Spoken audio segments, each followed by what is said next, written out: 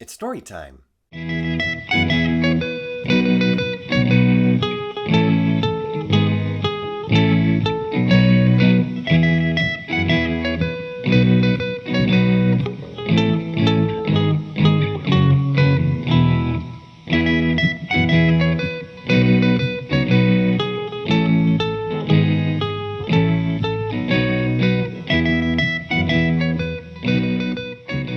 Yes, it is story time. I'm Jason, and today we'll be reading another classic folktale, The Story of the Three Little Pigs.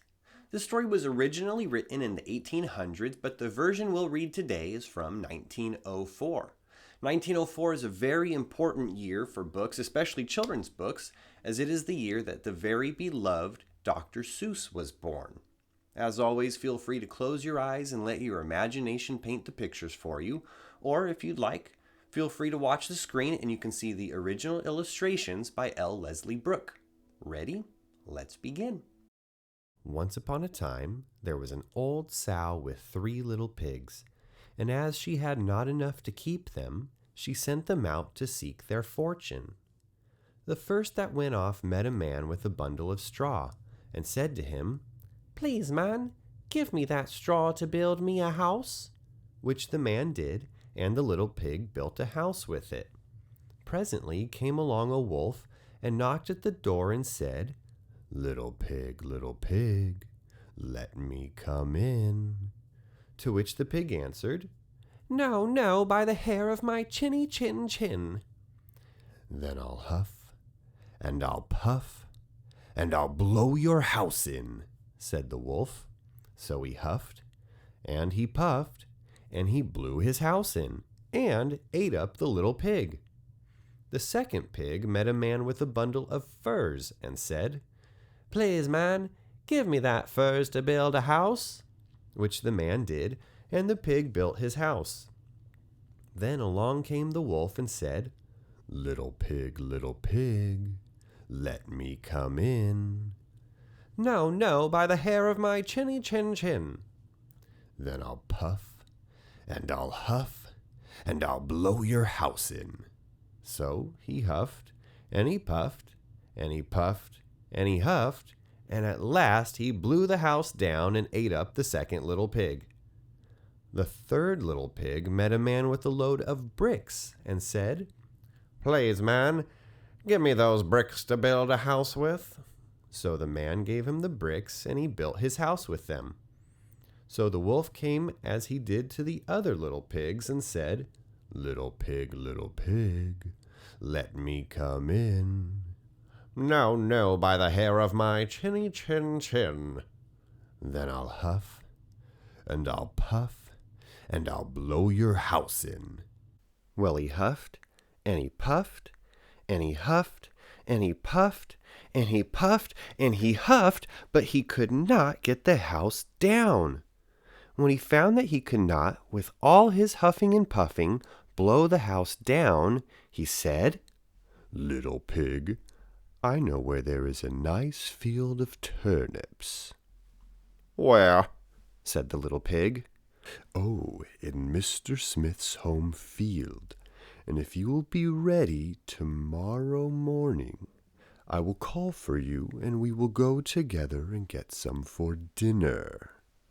"Very well," said the little pig. "I will be ready. What time do you mean to go?" "Oh, at 6 o'clock. Well, the little pig got up at 5 and got the turnips and was home again before 6. When the wolf came, he said, little pig, are you ready?" "Ready?" said the little pig. "I have been and come back again, and got a nice pot full for dinner." The wolf felt very angry at this, but thought that he would be up to the little pig somehow or other, so he said, little pig, I know where there is a nice apple tree." "Where?" said the pig. "Down at Merry Garden," replied the wolf, "and if you will not deceive me, I will come for you at 5 o'clock tomorrow, and we will go together and get some apples." Well, the little pig woke at 4 the next morning and bustled up and went off for the apples, hoping to get back before the wolf came. But he had farther to go and had to climb the tree, so that just as he was coming down from it, he saw the wolf coming, which, as you may suppose, frightened him very much. When the wolf came up, he said, "Little pig, what? Are you here before me? Are they nice apples?" "Yes, very," said the little pig. "I will throw you down one." And he threw it so far that while the wolf was gone to pick it up, the little pig jumped down and ran home. The next day the wolf came again and said to the little pig, "Little pig, there is a fair in town this afternoon. Will you go?" "Oh, yes," said the pig. "I will go. What time shall you be ready?" "At 3, said the wolf. So the little pig went off before the time, as usual, and got to the fair and bought a butter churn, and was on his way home with it when he saw the wolf coming. Then he could not tell what to do, so he got in the churn to hide, and in doing so turned it round, and it began to roll, and rolled down the hill with the pig inside it, which frightened the wolf so much that he ran home without going to the fair. He went to the little pig's house and told him how frightened he had been by a great round thing which came down the hill past him. Then the little pig said, "Ha! I frightened you, did I? I had been to the fair and bought a butter churn, and when I saw you I got into it and rolled down the hill."